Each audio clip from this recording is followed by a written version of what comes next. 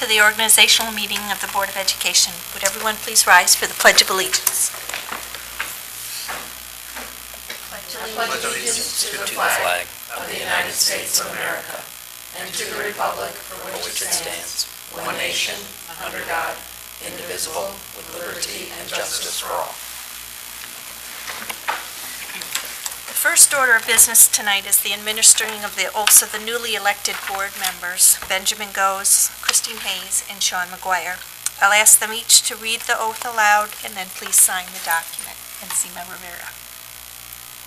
Oh, I'm sorry, not Benjamin, Seema. Benjamin did his on the last meeting. Sorry about that. So we'll start with Ms. Hayes. I do solemnly swear that I will support the Constitution of the United States and the Constitution of the State of New York, and that I will faithfully discharge the duties of the office of board member according to the best of my ability. Thank you. Mr. McGuire? I do solemnly swear that I will support the Constitution of the United States and the Constitution of the State of New York, and that I will faithfully discharge the duties of the office of board member according to the best of my ability. And Mrs. Rivera? I do solemnly swear that I will support the Constitution of the United States and the Constitution of the State of New York, and that I will faithfully discharge the duties of the office of board member according to the best of my ability. Thank you. I'd like to remind each board member to please read and sign the school board ethics guidelines and then return them to me when you get a chance. The next order of business is the election of the president. May I have a nomination for the office of the president? Teresa? I'd like to nominate Christine again, please. Do I have a second? Barbara? Is there any other nominations? Okay. All in favor to elect Christine Hayes as the board president, say aye. Aye. Opposed? Motion passes 8 to nothing. So Christine, I'm going to ask you to also read the oath.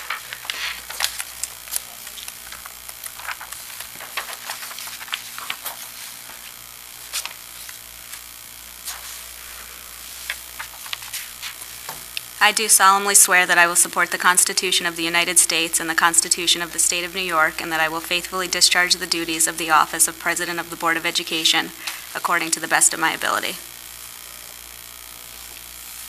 I'll let Ms. Hayes take over. Thank you, Mrs. Livingstone.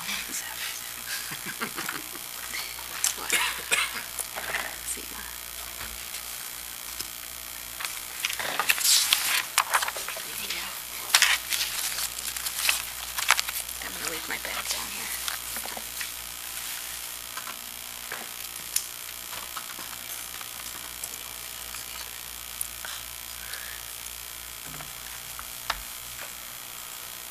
Thank you. Thank you, everyone. The next item of business on our agenda this evening is the election of the vice president. Is there a nomination? Barbara? Seema Rivera. Is there a second? Teresa? Is there any other nominations? Okay, all those in favor of the election of Seema Rivera to Vice President of the Board, say aye. Aye. Aye. Opposed? Passes 8-0. Seema, there's an oath of office. I do solemnly swear that I will support the Constitution of the United States and the Constitution of the State of New York, and I will faithfully discharge the duties of the office of Vice President of the Board of Education according to the best of my ability. Thank you, Seema. Okay, the next item on our agenda this evening for approval is the appointment of officers. This includes the district clerk, the district treasurer, deputy treasurer, tax collector, claims auditor, attendance officers, as well as a variety of oaths of office as related to these positions in the superintendent. May I have a motion to approve the appointment of these officers? Barbara, second. Gloria? Any questions? Okay, all those in favor? Aye. Opposed? Passes 8-0. Now, item 5, we have a variety of other appointments. I won't read them all because the list is pretty lengthy, but I think you all have them in front of you on the agenda this evening. So may I have a motion to approve these other appointments? Tim, second. Ben, are there any questions on this? All those in favor? Aye. Opposed? Okay. Now we move down to approval of a variety of authorizations, which you also have in front of you on the agenda, so I won't go through reading them all. May I have a motion to approve these authorizations? Teresa, second. Gloria, are there any questions or comments? All those in favor? Aye. Okay, now we move down to official undertakings, bonding of personnel. And this relates to personnel handling district funds who will be bonded under a blanket policy unless otherwise noted. May I have a motion to approve these official undertakings? Seema, second. Ben, are there any questions or comments on this one? Okay, all those in favor? Aye. Opposed? Passes 9-0. Item 8 relates to the approval of a variety of designations, including the official newspapers, which will be the Altamont Enterprise, the Daily Gazette, and the Times and/or the Times Union, as well as bank depositories, and the designation of regular meetings, which is attached there, so everybody can take a look at that. May I have a motion to approve these designations? Barbara, second. Gloria, are there any questions or comments on this? All those in favor? Aye. Opposed? Passes 9-0. Okay, item 9. Other items. Again, this is all in front of you on the attached agenda. This includes a variety of policies that must be approved annually, as well as the attached list of policies governing the school board meetings, approval of rate of compensation to all non-represented district employees for internal district travel related to their responsibilities. May I have a motion to approve these other items? Ben, second. Barbara, are there any questions or comments on this one? All those in favor? Aye. Opposed? Passes 8-0.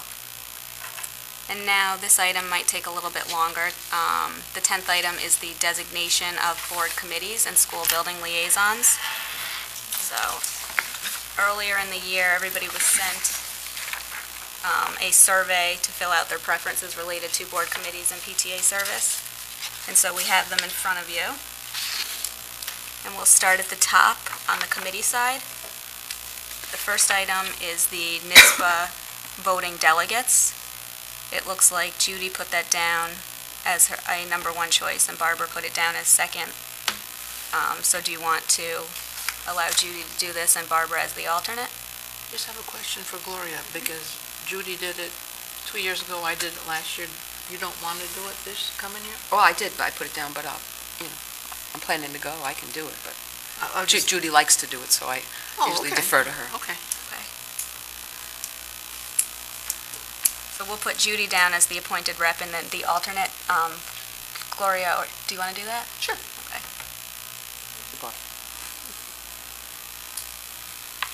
We have the Capital District School Boards Association. Only one board member identified that as a preference, and that was Judy. Do you think that would be something she would be interested in doing as well, or? I think she will. Okay. All right, so we will put Judy down for this. Marie, do you think we need an alternate for this? It wouldn't hurt to have an alternate, because they need some energy in that group. They didn't have any. They only met maybe This year 3 once. times, only once? Yeah, I think thought only they had- once. Once the whole year? I believe so, because they had a couple cancellations. And Judy was the secretary, so. Is anybody, Barbara, you would be interested in being an alternate? Thank you. Okay, Policy Committee, we had several people identify this as their number one choice. So if there's no objections, I think it would be nice to give everybody their top choice. But I think we can have 4 board members on here, so in addition to Barbara, Tim, and Seema, Ben, do you want to serve on the Policy Committee? I know you identified it as your second choice. Yeah, I'd like to. Okay. So for Policy Committee, that will consist of Barbara, Tim, Seema, and Ben. And now for Communications, we have Sean, Gloria, and Ben, who identified this as a top choice. Normally, we try to put board members on 2 committees. So if we want to start with Sean, Gloria, and Ben, Judy put it down as a second choice. And then Seema and Teresa put it down as a third choice. So if there's no objection, we can put Judy down on this? Okay. Okay, so for Communications, that will consist of Sean McGuire, Gloria Tolhilt, Ben Goes, and Judy Slack. Audit Committee might be a little bit tougher. Do we have 4 board members that are usually on this, or 3? Because we have community members. 3? Okay. Teresa, this is your number 1 choice, so we'll put you down on this. Tim, this is your second choice. Is this okay? Yes. And Sean, do you want to do this one? for business practices, so I'd be happy to help out with audit. Okay, great. Thank you, Sean. Okay, so Audit Committee, in addition to the community members, will also consist of Teresa Gito, Tim Horan, and Sean McGuire. And now for Business Practices. I think I was the only one that put it down as a top choice, so if there's no objection, I'll put myself on Business Practices. And then several people put it down as a second choice. Teresa, are you just on audit so far? Yes. Okay.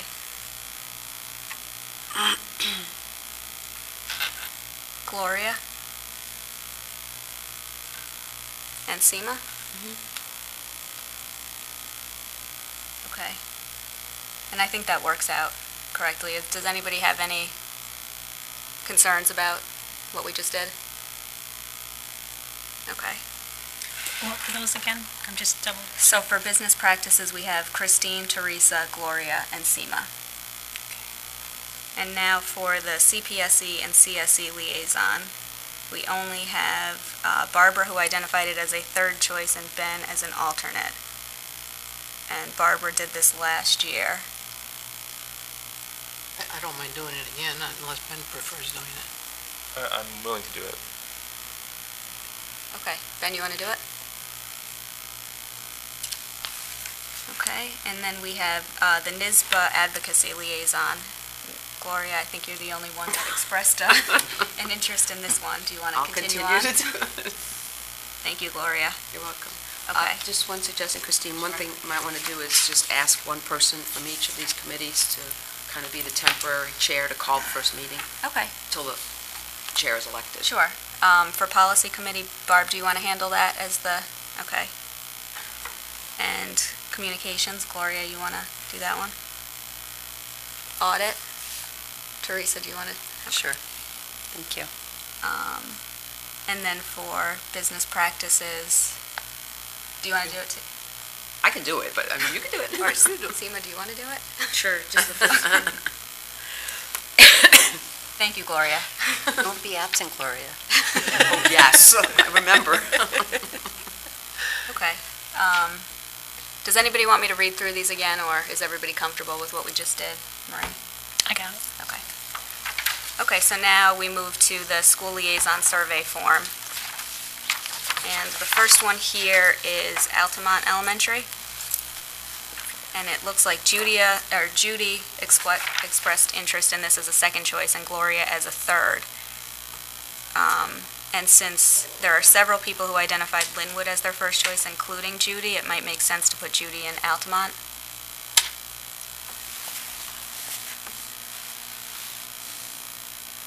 And then we will need an alternate for Altamont.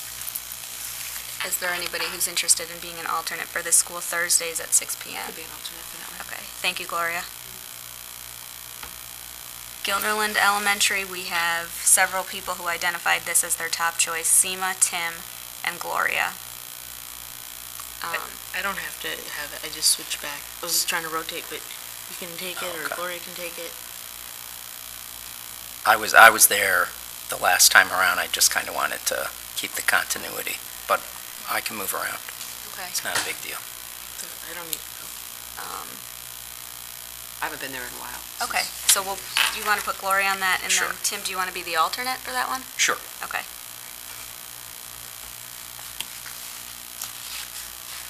Okay, Linwood, we have Barbara and Ben.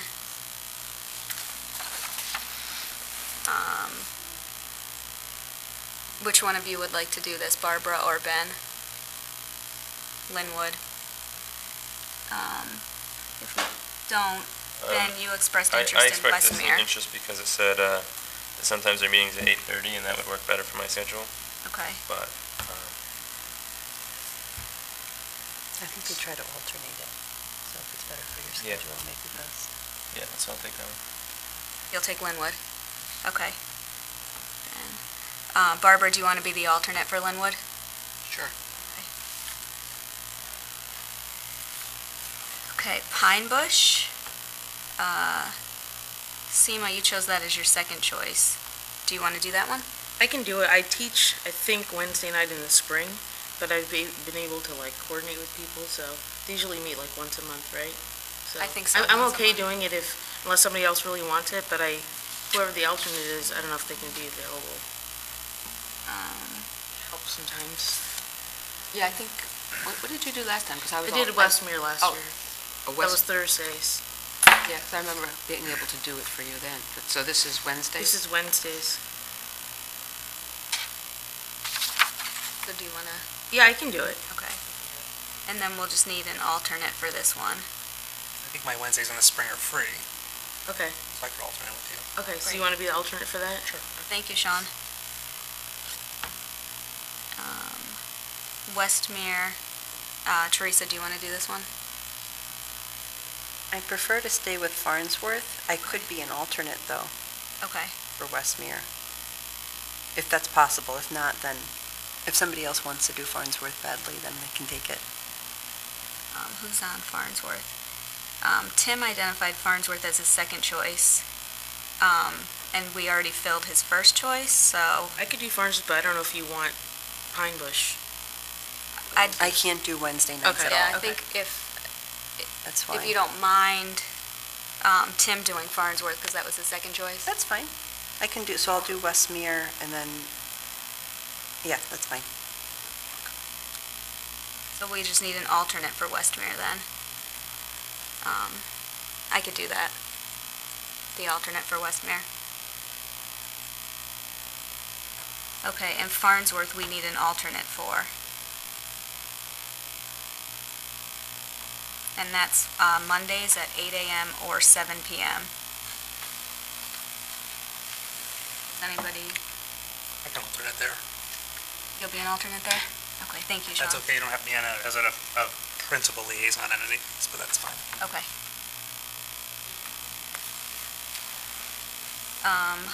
High school? Who does not have a school so far? Gloria and Barbara does not have a school. I may do the PTA special ed if you want. Okay. Is there somebody else that doesn't have a school? Sean doesn't have a school. Sean doesn't have a primary school, okay. Sean, could you do various days at 7 p.m.? It will be once a month, but we don't know what day of the week. That's gonna be tough. I've sort of spoken for her in 3 days already. Okay, Yeah. yeah, that is tough. I could do it if you wanted to take me with you. I mean, right now, I'm on Gilden Elementary. If Sean wanted to do that one, Wednesdays at 7? Yeah, the Wednesdays I'm teaching. Oh, that's your teacher, Yeah. okay. I could do, so this is the high school, it's at various days at 7? Yeah, I could do that but I don't, looks like, you can't do Pine Bush then, right? Like, I don't mind switching. Is it 6:30? You can't do that one either, right? Oh, Wednesday's not good. No, he can't. Oh, okay.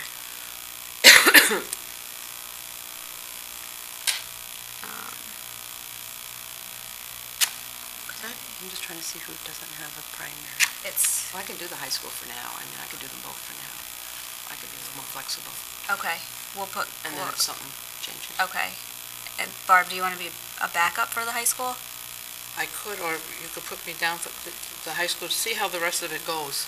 But I know I'm committed on Thursday nights and Tuesdays, obviously, so depending upon when they have the meetings. Okay. Do we have any idea if those meetings are generally on the same day or typically on Tuesdays and not board meeting nights, or? Oh, Okay, I can do that. I mean, So we I already should have be one, able to, but I like, can be an wait. alternate if you want. yeah. Okay, for I'll Tuesdays, put- I'll put Ben down as the alternate on this. right. When is the special ed PTA meet? Is that, Is that Rotates generally too? kind of the It's same? been on Mondays, okay, but I don't know what they're doing for next year. We're still working on the schedule Okay. because we have so many guest speakers that we want next year. We're trying to figure out how we can get them without interrupting any other PTA events, board members. So you should have. okay. Okay. So who's the high school now, Mike? So for high school, we have Gloria as the lead and Ben as the backup. Okay. But if it's Tuesday nights, I think if Ben can't go or you can't go, somebody should be able to go. Yeah, because it's Tuesday nights Tuesdays. I'm Because fine. we all have board meeting. Right, What that's, if that's it's the scheduled my opposite? classes. Right, Tuesdays right, if we and don't, Thursdays. then I can help too as a backup. We should all just show up. Okay, so I'll read through this one more time because that was a little bit slow moving. For Altamont Elementary, we have Judy as the lead and Gloria as the alternate. For Guilderland Elementary, we have Gloria as the lead and Tim as the alternate. For Linwood, we have Ben as the lead and Barbara as the alternate. For Pine Bush, we have Seema as the lead and Sean as the alternate. Westmere, Teresa is the lead and Christine is the alternate. Farnsworth, Tim is the lead and Sean is the alternate. The high school, we have Gloria as the lead, Ben as the alternate. The PTA council, we have me as the lead and Seema as the alternate. And then the PTA special education, we have Barbara as the lead, and we will just need an alternate for that, most likely Monday nights, but could be moved around. Can be an alternate. Okay, we'll put Teresa or...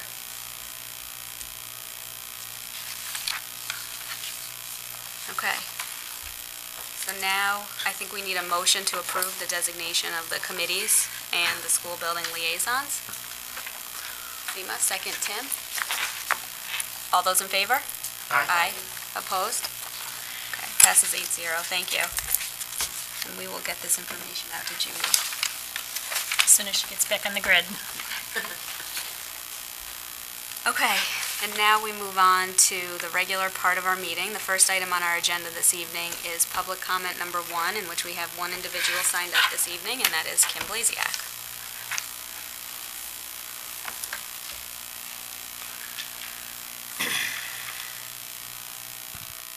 Hello, Kim Blasiak. I'm here as Pine Bush PTA Treasurer, and as a representative of our PTA, I want to formally invite all of you to our Pine Bush Elementary Run to Play, which is going to be on Thursday, August 16th. It is our 1 Mile for Kids and 5K run that we're doing to raise funds for our adaptive playground. So I'm going to give you a flyer. Also, because our board is watching this as we speak. Hi, Amy and Katie and Jessica.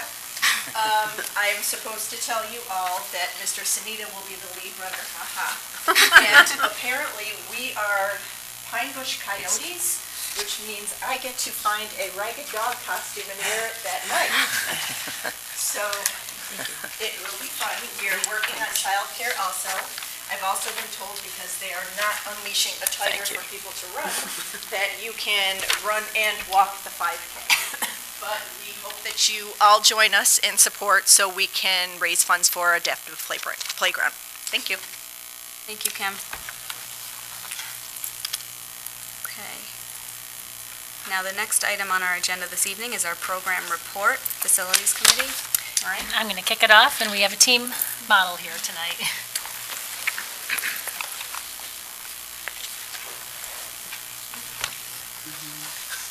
It always does. One year I want to try. Seems like nice. So let me start by saying good evening to everyone, and begin with just a huge thank you for everyone who was involved in this now months-long process that will kick off a years-long process. It's been a real pleasure to work with the committee who had the charge a few months ago to make some recommendations to the Board of Education about the scope and substance of our next capital improvement project. So I'm really pleased to begin to kick this off tonight. And I want to start, whoops, not that way. I just do.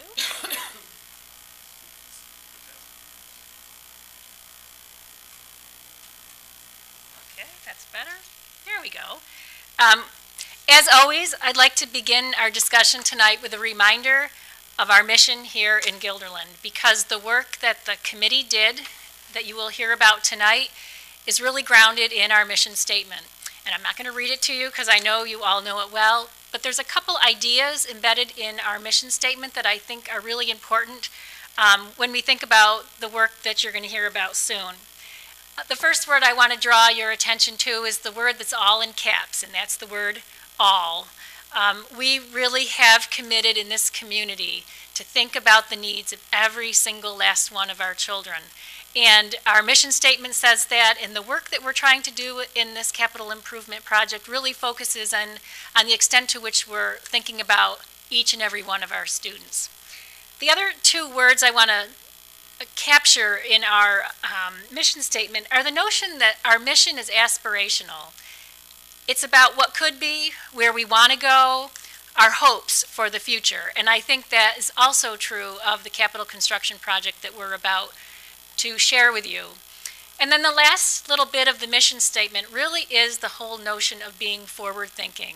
We really can't be thinking about the past. We can't even be thinking about the present. If we want to be the kind of school district that truly prepares students for the future, we need to be thinking about physical space, instructional space, that's thinking about the future as well. So that mission really is a touchstone for the work we're going to talk about tonight. So as I mentioned, we had a tremendous committee who spent several late afternoons, as I would put it, deeply into the weeds of the nooks and crannies of every inch of this building with the help of our architects and engineers who really know our facilities well, as we tried to parse through what is it that we want to include in this project. And they had the charge that we're delivering tonight to make a recommendation to our Board of Education. So I do want to thank them for their afternoons, some of them very lovely, some of them very long, where we really had to dig in and do some difficult work. But as you can see, we're looking at all 7 school buildings. We're thinking about instructional technology and always the health, safety, and security of our facilities. Here's the composition of the committee. I won't read every line. You can see it, but you can see it includes all of the stakeholders of our school community. We had students, teachers, support staff, administrators, principals, community members, and we sought out community members who really have a construction or a facilities background so they could come to the work with a sense of a perspective on where we were going. And everyone in the room was mindful of, again, the mission and why we're doing all this, but also, I'll be really upfront, everyone was mindful of our taxpayers as well, because that's what we're always balancing in these big projects, what we want to accomplish and then the resources available to us. So, as our work unfolded, we kept coming back in a very inductive kind of way to what turned out in our last meeting to be a really clear expectation and articulation of these 3 guiding principles. And tonight's presentation is really framed about these 3 guiding principles. And that is our desire and our mission and our responsibility to keep all of our students safe. And I'll talk more about what that entails, but that is a key piece. It's the top of our list tonight.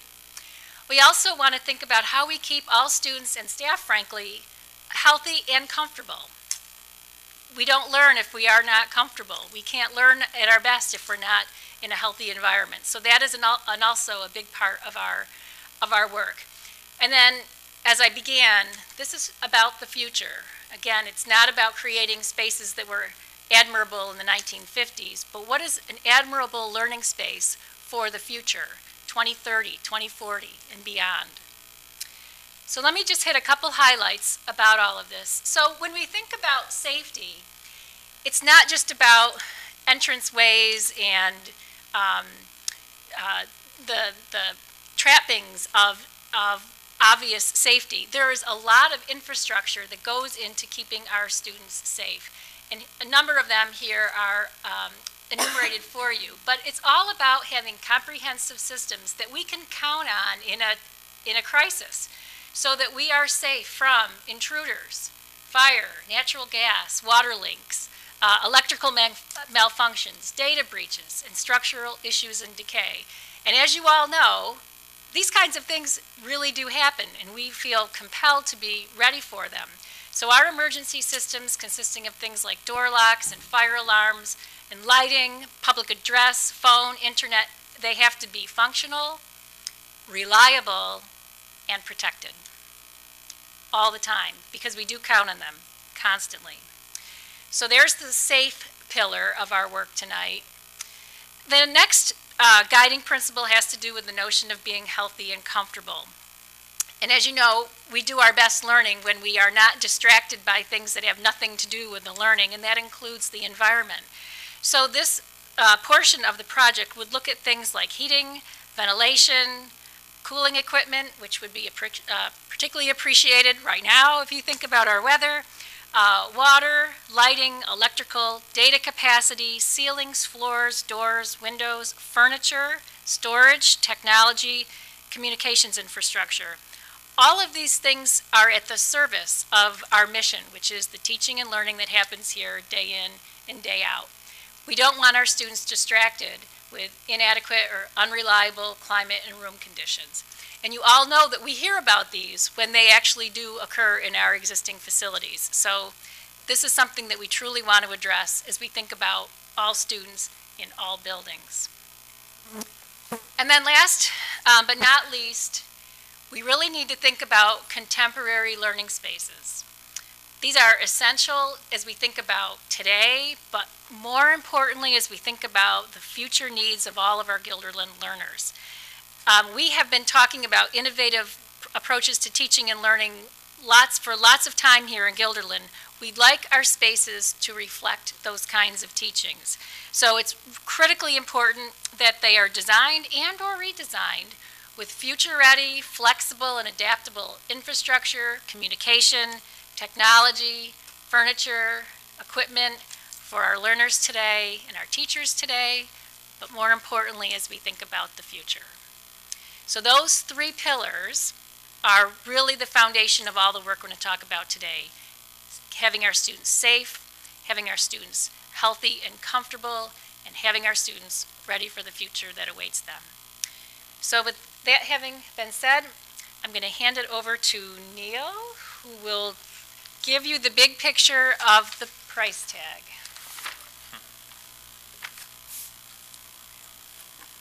Good evening. So the committee worked very hard, as Dr. Wiles described. We looked at a lot of the needs within the building, and we actually looked at those three guiding principles, and we came up with recommendations for each of those areas. And here's a summary slide showing you the cost breakdown of the project that's being recommended. So the safe component is about $21 million, about almost 50% of the overall cost. The healthy and comfortable aspect, about $9.5 million or 22%. And the future-ready component is about $12 million, about 28%. So overall, we're looking at a recommendation for a project totaling $42,718,100. The big question, of course, is what will that cost taxpayers within the school district? So what we typically have used is the average home value for the town of Guilderland. That's $246,500. We've converted that into a full value assessment based on the equalization rate. So that would give us a full value home of $326,000. So with our cost of $42.7 million, working with our financial advisors, we have determined that that would be a tax impact of about 31.5 cents per thousand of assessed value, or about $103. This also includes, in the footnote, as you can see there, another $2.35 million that we have in our capital reserve account.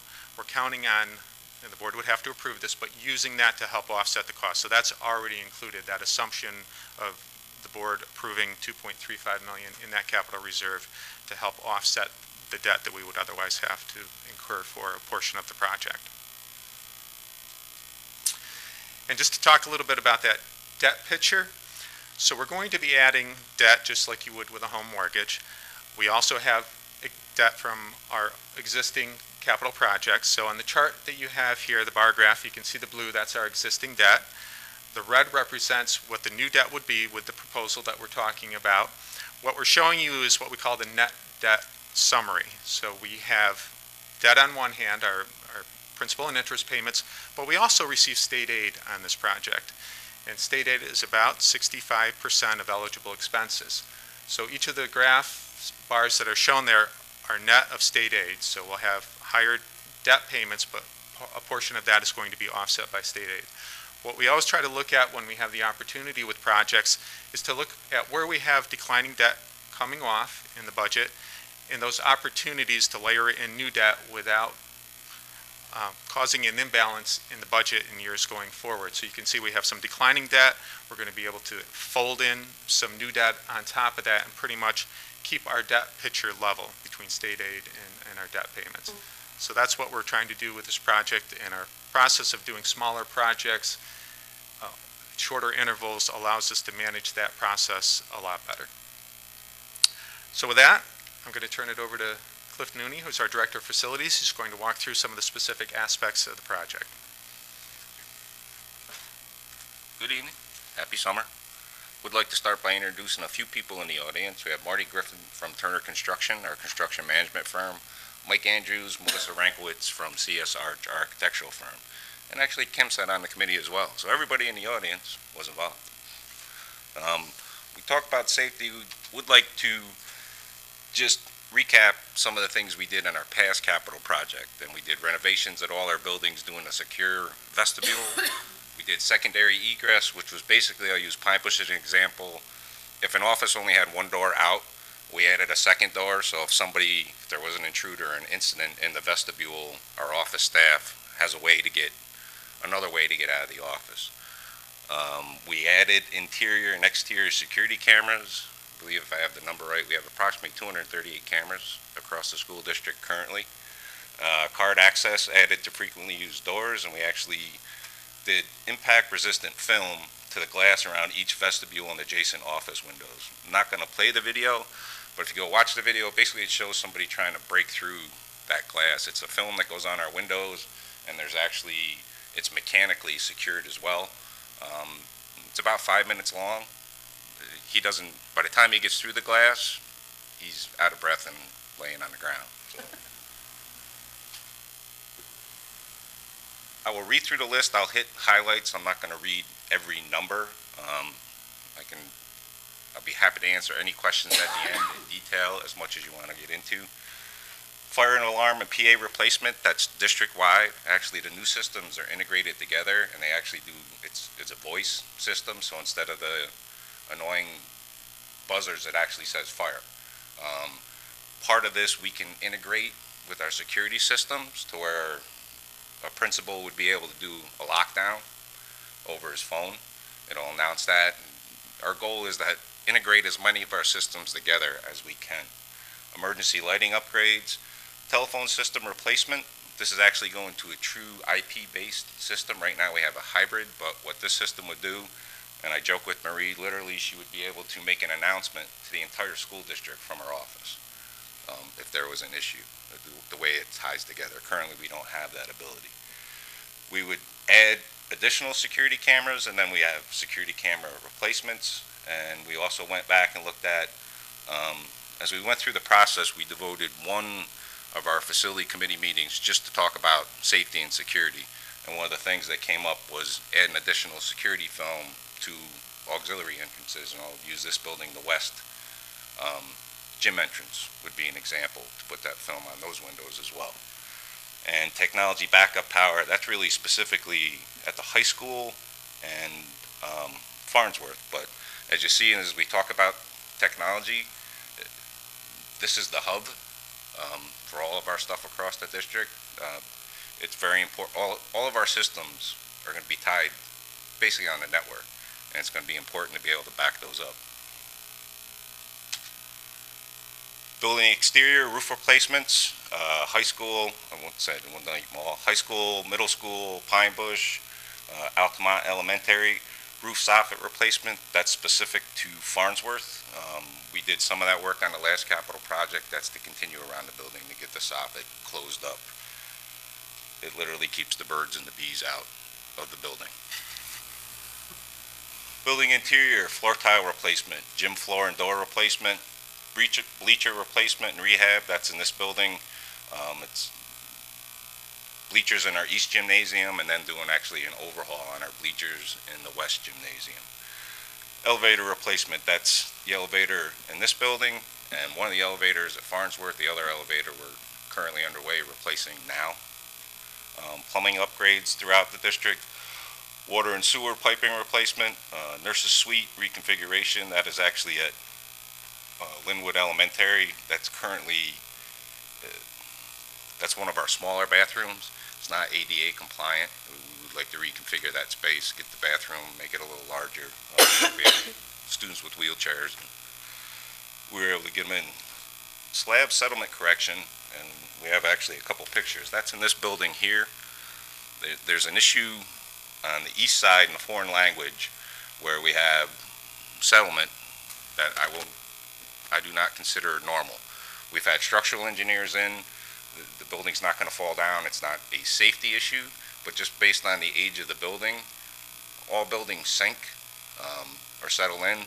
This has just settled a little more than what I would consider normal, and we need to figure out why. And just show you a couple pictures. You can see the cracking along on the bottom. In the beginning, that's filled with grout, so those tiles touched. So we're seeing anywhere from a quarter up to 3/4 of an inch, depending on where you're looking.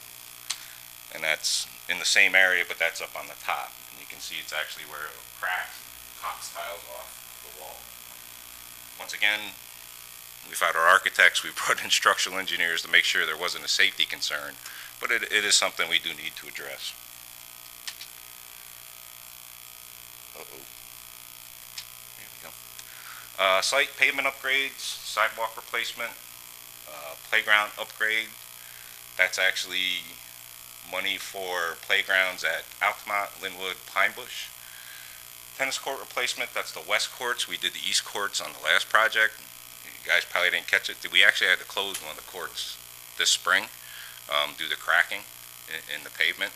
It's now repaired, but we may get a season, we may get 2 seasons out of it. We were just able to put that net up and open the 4th court within the past week for summer camps. Track resurfacing, former district office demolition. That building really needs to go. That was one, I'll be honest, originally we thought we would be able to handle it in-house and with contractors. Be perfectly honest, SED got involved. They want a full submission, historical value, all kinds of good things. So it's better off that we handle it through the project to be able to do that. Stormwater drain replacement, that's actually in the backfield at Farnsworth, and it ties over on Presidential Way. That's an issue that's came up here very recently. And our irrigation system tank, which is housed in the maintenance building, but it serves all our athletic fields on this campus. This is just the East Drive coming in here. I mean, you can see it's part of living in the Northeast. We get frost, it heaves, it bucks the asphalt, and then kids yell at me because they hit potholes. Other categories, fuel island suppression system replacement. One of the things we talked about as we're converting our bus fleet to unleaded fuel, we currently only have 1 unleaded pump. We have 3 diesel pumps. So part of this would be is we'd probably go to 2 and 2. We'd have 2 diesel pumps, 2 unleaded pumps, and updating the system. Bus garaging, ground lifts. Those are the lifts that actually lift our buses up for our mechanics to work on. Same, there's a oil dirt water separator out in front of the building needs to be replaced, and there's a fire separation breach that's actually in the maintenance building that will be masonry that needs to be replaced or actually installed. Healthy and comfortable HVAC replacement upgrades. There's work across the district. I would say the lion's share of that number is between the high school and the middle school. Water chiller, that is Farnsworth. It's one of my least favorite pieces of equipment. Boiler and hot water heater replacement. We actually still have an oil-fired hot water heater at Westmere Elementary. It is our last standing oil-fired device in the district. Ceiling tile replacement that really targets Gillen Elementary and Westmere Elementary. Window replacements, it's mixed across the district, but they're still original windows, 50s vintage windows. We can't get parts for them. Clock systems, that's our elementary buildings. Casework is our elementary buildings. Locker replacement, that's particularly Westmere Elementary. And wood floor refinishing, that's a couple of our smaller gyms around the district. Modernization, science and technology. Modernization of our labs, sorry. In particular, high school, middle school. We did have a separate subcommittee that worked with the facilities committee. Actually, Piscatelli headed up that subcommittee. So that's primarily in this building, 300, 400 wing area, and it's like 6 labs in Farnsworth Middle School. Locker room reconfiguration, that's strictly on the east side of this building. Part of what we looked at was taking that existing space, reconfiguring it will allow us to buy space to put a weight room on that side of the building and open up space in our current fitness center, which is really a weight room for more like cardio type equipment. That is our oldest locker room space for anybody who's been in there. I mean, it really needs some work. Oh, this is one of our, which one is that, Mike? Chem? Yes. Chem lab. Here. And it just shows, I mean, that's same thing, original furniture. The layouts of these rooms really aren't future ready. And these are our production labs, tech labs down at Farnsworth Middle School. These are really good. We did some work in these on the last project, but now it's ceilings, lighting on this particular project.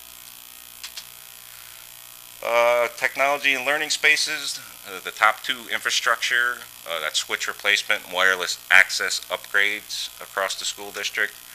And then the bottom 2 are really interactive projection displays and our furniture across the district. There's just shy of 400 classrooms in this school district. That does not cover all of our classrooms to be able to do furniture. The one nice thing about the bottom 2, as we work through this process, and it's approved by the board and by the community, this is very scalable, meaning depending on where prices come in, we can add classrooms. If prices weren't there, if we had to, we could subtract classrooms. We could go back, look at different modifications of furniture. But I am going to let Dr. Singleton take you through the next few slides, I believe, specifically talk about some of the furniture. Thank you, Cliff. Hi, everyone. Good evening. As Mr. Nooney mentioned, we had a couple of subcommittees that ran as part of the facilities planning process. Mr. Piscatelli spearheaded the science lab subcommittee, and I had the pleasure of spearheading the technology and learning space subcommittee, which really had, I would say, two primary areas to look at. One of them being the instructional technology, not so much the infrastructure end of things, but how is the technology utilized within a classroom? How is it integrated well?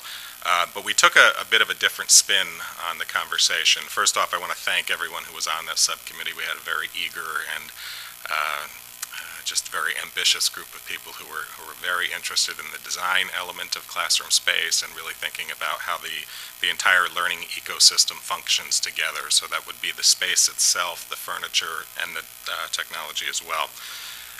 So we looked at that as really a complete ecosystem and not just looking at it as technology alone or as a standalone resource within a classroom, but how do the instructional practices within the classroom utilize the technology, but also depend upon things like the furniture within the classroom. Dr. Wiles mentioned 2 key terms earlier in the presentation, and they were flexible and adaptive, and I would say you will see that throughout the recommendations from the multiple levels. They all came forward with the request to have more flexible and adaptive learning spaces and furniture in particular. So we had representatives from every level, again, a great group of real pioneers in the instructional world, I would say, in our district, many of whom have taken it upon themselves to create flexible learning spaces already, but really knowing that we need to do it right, we need to do it with quality, we need to do it with thought and care in our planning process. So at the elementary level, the primary group was really seeking more interactive projection compared to a static projection model that we have currently in all of our classrooms. And it's basically what you see here, ceiling-mounted projectors, but there really is no capability to interact with what you see. So there was definitely an interest in having a more interactive technology environment where students, as you can see in a picture, can interact with the image that's on the screen or the display, and that was definitely at the top of their list. They wanted it to be adjustable, they wanted it to be flexible, so it could raise and lower depending on the age group of students. Also wanting to continue to have access to mobile devices with ample charging, and that's going to be a theme throughout as well. Intermediate at the upper elementary grades, really wanting to be able to be flexible with technology so there was not just one projection place or one central screen that they would view, but thinking about how do you utilize small group instruction, collaborative instruction, introducing potentially a smaller multiple display that can go to a group of students so they're not all having to convene directly around the central projection unit. Likewise, they wanted to continue to have access to the mobile devices and the charging as well. This is the middle level set of recommendations. So the middle level, same thing, flexible and adaptable. Most of our middle level classrooms, and I would say our high school level classrooms, if you've been in them, you would quickly recognize that they have the beige kind of stationary desks that have been there for a very long time. You're smiling, Ben, you know what I'm talking about.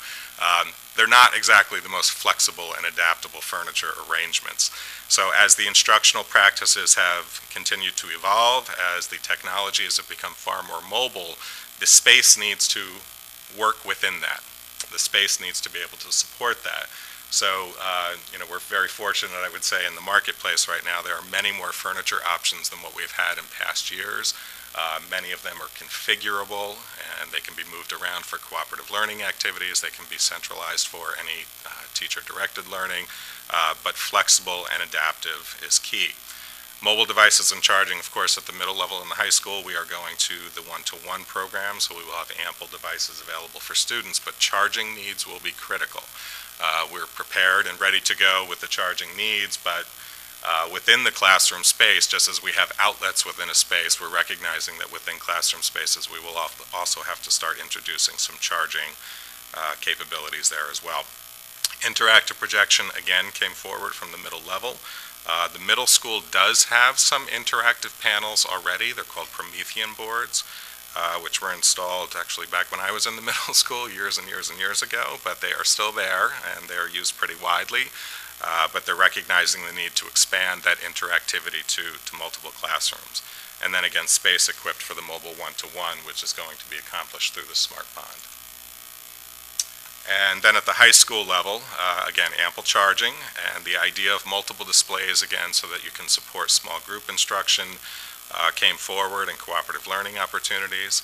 Having some shared displays, and some of this we can accomplish with the one-to-one because we can cast from student devices to the displays. So in other words, I would be able, if I had my Chromebook here, I'd be able to put what I see on my screen on the main screen within a classroom. But the projection has to be capable of receiving that. That's the key. Space, again, equipped for the one-to-one learning, and then, again, the screencasting and mirroring for teachers and students. So I would say from a technology view, the main need is really to rethink the projection within classrooms. It's not so much more computers, but it's really about how do you have those critical peripherals, I would say, of projection connecting to those devices. And projection within a classroom now is pretty much an absolute necessity. I don't think there's really a classroom space in our district that is not dependent on ample projection within a classroom. All right, so I'm going to wrap it up here and then we'll open it up for questions. So just to take a look at the timeline, the proposed project timeline. Of course, tonight, July 5th, we are putting forward the Facilities Committee recommendations. Between now and the next board meeting, we will ask the Board of Education to review and discuss the proposals that have been put forth, and on August 14th, we're hoping that the board will adopt the bond resolution. In October 16th ideally, we would like to go out with the capital project vote. And then between November and June, we'll be working with the architects to go through the project design development. And then July through January of 2020, we are hoping that the State Education Department will be very efficient in their review and approval of this project. And February through March of 2020, the bidding and the award of the contracts. And then from April to August of 2020, we will start with Phase 1 construction. And then later in September to August of 2021, construction Phase 2. So that is the timeline that we have set forth. But at this time, I think we are open to questions. Seema? Oh, I had a question about the heating and cooling, like the HVAC. So would that mean that there's I know there's some classrooms now that have air conditioning, so I don't know, what would this cover, I guess? From larger systems, Seema, I would target second floor middle school. Okay. On the last project, we did Seneca House, and just looking at data, I mean, it would be great if we could provide air conditioning everywhere, and maybe someday we'll probably be there. But it is very expensive to do so. So when we're looking at HVAC, we're looking at equipment 95, 97 vintage unit ventilators in classrooms that we're going to be replacing. But specifically when we're looking at the cooling aspect of it, I would target the rest of, if we could potentially do second floor Farnsworth. Seema? Go ahead. I just had a question also about the playground. The playgrounds at all the schools, like I heard that, I don't know if it's just Pine Bush or if all of them, are they not handicap accessible, like currently? The only playground that I would say is fully handicap accessible is Gillen Elementary. Okay. And that was partially done through a grant, actually, when I first started here. So that goes back over a decade, to where we actually have pathways to equipment. As we move forward with playgrounds, and as we talk about like our starting an adaptive playground at Pine Bush and the playgrounds work we do in the future, that would be included as part of that. So it would be a mixed, I would see like the new playground, Altamont, it would be a mixed use. It would be regular play equipment and adaptive play equipment on the same playground. Very similar to Gilliland. Basically, Gilliland has a rubber road through it. It's a pathway, so it's wheelchair accessible, and you can go up to the swing set, and it has different types of equipment to where you can manipulate it with your hands or make sounds and stuff like that. And so you said that building in front of Farnsworth, that's going to be demolished, the old district office building? Yes. What that will be is what I've proposed, since the infrastructure is there, is we would still keep power and water hookups, because we would use that as our staging area for this capital project and future capital projects. That's actually a cost to any project if we have to set up trailers and power hookups and phone hookups and cable hookups and sewer hookups. If we did that here, we'd have to do a lot of work to tie that into this existing building. When we did the last project, we just busted holes through the walls of the current DO, so we're able to tie into those systems. But that actually probably, I would put it on average $20,000 to $25,000 per project just to set up a staging area. So although we'll not demolish the building, the proposal is to have just a small utility shed there just to house those. That's just like during the project, or is it like beyond? That would be for beyond, for future as well. Oh, okay. So future projects, Oh, okay. if I'm here or not, it will save the taxpayers money to keep that as a centralized staging area. And then it's kind of in the middle. It works, and it is a cost savings down the road. And somebody said, so state aid covers, is it up to 65%, or this is like of the total project? Or these was just like the safe parts? And I guess I missed, or maybe I just need clarification on. what that? No, that would be state aid on the entire project. There is eligibility requirements, so the vast majority of the project is eligible for state aid. It would have to take an hour or two to tell you all the exceptions that you might have for what's eligible and what's not. But most of the work that we're proposing here would be eligible for state aid. Some of the equipment may not, for example, under the rules. But what we're assuming at this point is we're going to have over 90% of the project eligible for state aid, and also the aid ratio is 64.8%. So it's just shy of 65% state aid that we would receive back on eligible expenses. And that's for the entire project, not just safety. This is my last question. So so obviously there's like a big timeline and a process for the whole thing. So what's the, and I don't remember in the past, so what's the approach to like get this out to the community so when it goes up to vote, like what's the plan that's put out there so they understand what's happening and why why you're asking for this much? That's a great question, and we're on a very short timeline. So honestly, we're viewing tonight as the first step in helping our community understand the need for this work and the value of the work.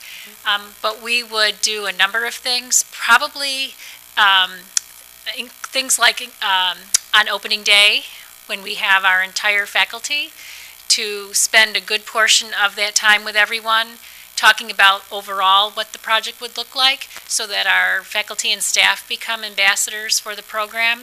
We talked about the idea of doing a follow-up program in each of the buildings so that, honestly, people are most interested in what's going to be different in their building. So maybe do a more detailed presentation about the buildings. We've already been reaching out to community groups to share this information. For example, I'm on the September agenda for the McCownville Neighborhood Association with a please hold this.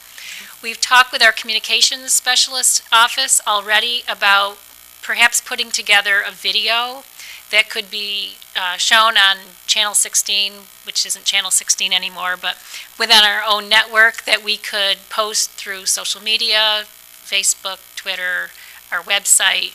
And then, obviously we'll do the traditional newsletter. So we'll do a lot of those things, but really tonight is the kickoff to try to generate some excitement about what could be with this project. For the budget, how when we go to all the PTAs as liaisons and we have that roadmap of, I guess, the budget process, can we do something similar for this? So, because I feel like that's when they start asking questions when we go to PTA and talk to people. Absolutely. That would be a very important thing to do, and it would be in essentially September with a projected October 16th vote. We really have, depending on what the board does at the August meeting, we essentially have 2 months to really blanket our community with information about the project. So those PTA meetings will be essential. Marie, just for clarification, can you elaborate again at this public meeting as to why it's important that we have this vote in October as opposed to in May when we normally would have votes? It has to do with the timing of when we can go out to bid and when we can actually do the work. Because obviously we have students here from September until June, the bulk of this work has to happen in July and August. So we have to plan backwards to the point at which we can go out for bid, and then we have to plan backwards from there on that lengthy state ed review process. So if we were to wait until the May vote, so May 2019 to vote, then we wouldn't begin this project until 2021. So we're really pushing things out. So that's a really important question. And I know one of the other things I'll mention is because the last project that we did, we also had a fall vote. And there were questions about whether or not we should contemplate having our vote on the same day as the general election, because people are already out voting. We did do that homework. Actually, Neil reached out to Albany County Board of Elections to say, would it be possible for us to host the vote for our project at the same time? And they told us no, it would not be allowed because of voting machines and there would also be voter confusion because our voting places are not the same as general election voting places. So many of our community members would need to go to place A for the general election, and then get in their car and go to place B for the school district election. So there's lots of reasons, and I think Albany County shared them with us in writing, why that's just not possible. Teresa? I'd like to piggyback on a couple things that Seema mentioned and then some of my own as well. Regarding the playground equipment, I don't know if it's more geared towards you, Marie. Okay. Just because of the fact that currently students that are in need of handicapped accessibility on a playground on an elementary level, are they placed at a school like Guilderland that would have that equipment? Or if they're at another school completely, they don't get to go on the playground? Well, we place students where the programming is. Yeah, I figured. So right now, the greatest number of students that we have who are in wheelchairs, who have physical limitations, are at Pine Bush. We have some of our own students, actually one of our own students, but then we have many, many students who are here, some of them our own, who are in BoCE's programs. So that would be the greatest number of students. But every building has students with some kinds of physical limitation. So that's one of the reasons why we made the word all such a big deal, that we really want to work toward that time when all kids can engage with all other kids and play. So I'm not quite sure if I answered your question. It was just a concern of mine that I didn't know it was an issue. We have Guilderland Elementary that does have handicap accessibility. It just concerned me that we would have children at other schools that wouldn't be able to partake in playground activity. Mr. Nooney here is chomping at the bit, so I got to let him jump in. No, I mean, we have, and it's not full accessibility, Teresa, but we have, if we can get an adaptive swing in, depending on what the student's disabilities are, we've installed adaptive swings at our other playgrounds. We've made modifications. Pine Bush is an example. The student can use it, but we were able to modify a piece of equipment in-house to allow the student to be on it with his aid. So, I mean, if we can, we do. Okay. Gilliland, hands down, is the most accessible playground in the school district Okay. for our disabled population. Couple other questions for you, Cliff, sorry. Regarding the DO office demo. Yes. I've always just voiced my opinion about FMS parking lot and loving it dearly. I'm ready. Is there any way that that demo could cause better flow of traffic at FMS? We looked at two options at FMS. We did bring it up, actually brought it up at our facilities committee meeting at FMS because we were in the library classrooms. We had a very nice view. One was a total reconfiguration of the lot, bringing a road out like above the football field and another entrance out on 155. It actually moved the parking lot and the athletic field. The price tag on that one came in over $3 million. Is that all? We did look at option 2, which was potentially to bring an exit road down past in front of the organic garden and out on 155. You're almost down to where the golf course office is. That price tag also came in just slightly over $1 million. We spent time talking about it as the group. The group did not feel, based on where we were, what we picked to bring forward to the board, that was the best way for the community to spend their money at this time. Because we also brought up, there's traffic issues here in the morning. I'll be honest, from my perspective, and there's not Gillen Elementary, there's traffic issues, and that one's probably causes the biggest safety concern because we're tying up on Route 20, which is just a zoo in itself at that time of day. So we did look at it, Teresa. We brought them both forward, and that's also that's a state road, so we're not even sure. There's a whole other process there if we were going to tie in out to where they would even allow us to do it. But one of the cost reasons, you probably don't look at it, there's a huge drop from 155 down on the Farnsworth. So to be able to build that all up to make a road is costly. Just trying.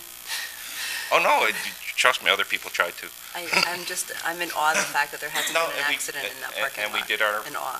we did our homework. One of the things we did on the last project, and it was when we put that curbing in, and I don't know if I said it to this group, I said it to the facilities group, that wasn't to make it convenient for people, that was to keep separation between our students and people flying through up in the upper part of the lot, even passing buses or whatever. That's the reason we did that.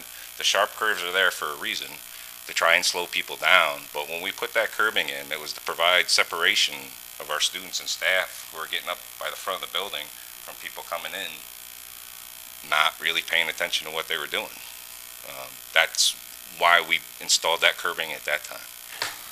But, we did look at it, and we had quite a few conversations around it.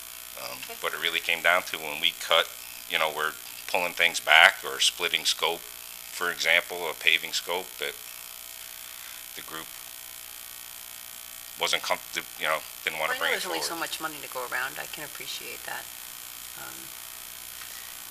Another question I had was, which gym floors are you guys looking to upgrade? Farnsworth gets a replacement, the big gym. That one has lots of dead spots in it. We actually got a nice demonstration from Principal Laster of how a basketball doesn't bounce in some spots. And then actually the east gym here gets refinished. Experiment. But that would be a total maple wood floor replacement at Farnsworth in the larger gym. Okay. And at the same school at FMS, are you referring to the second elevator? Since I'm guessing Yes. we're working on the first one and now the The second elevator one. that's currently down will hopefully be in operation this fall. Okay. Honestly, that just came out of SED late April, early May. So and it these was- monies are referring to the second elevator at FMS as well? Yep, rehab the second elevator and the elevator in this building. And then the other one was regarding the clock system and casework replacement. What is that in regards to? Clocks would be the elementary clock system, the master clock systems. We did the clock systems in the two big buildings on the last project. Where they all went digital and they're all in the same? They're digital at Farnsworth, these are still analog but wireless. Okay. So they sync. So that would be the rest of the elementary buildings.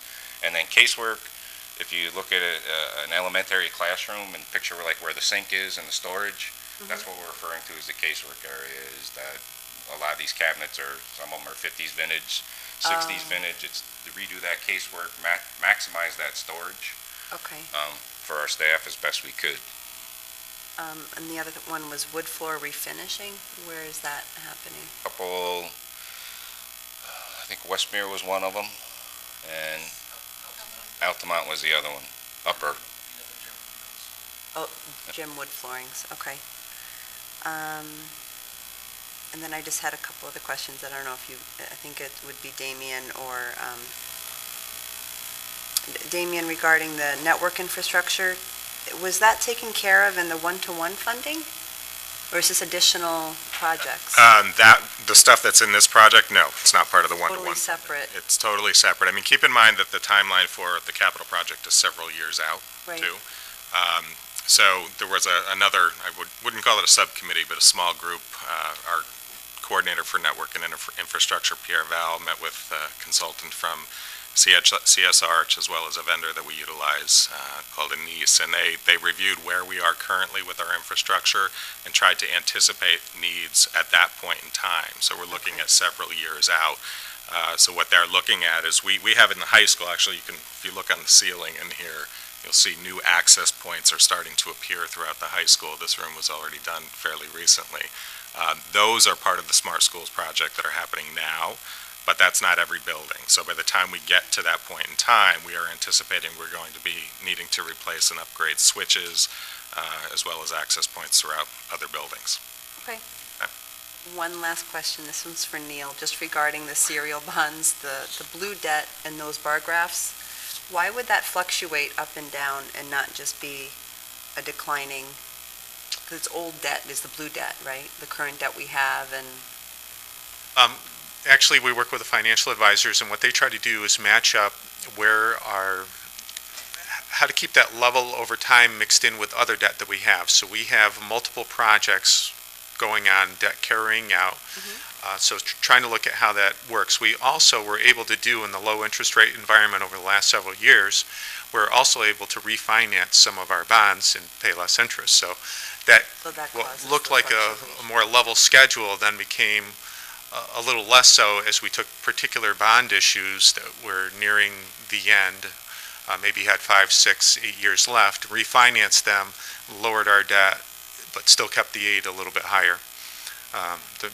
The aid calculation is separate from the debt calculation. So we started with one debt calculation, lowered it, but kept the aid in the same spot.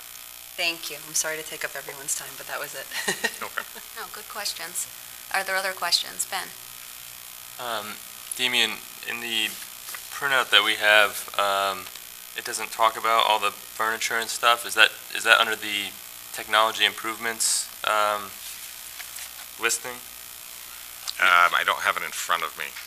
At the bottom of each sheet, we have $500,000 to $1.25 million in technology improvements that are just unspecified. I was going to ask why they're unspecified, but I'm thinking maybe it's what you're talking about. Are you looking at the spreadsheet then? Which document? The thing Neil sent out last week. Which building? It's in all of them. That's the furniture and stuff. Those technology numbers, that is what adds up. That's the sum total. Sum total of that. Well, that. Okay. Thank you. Other questions?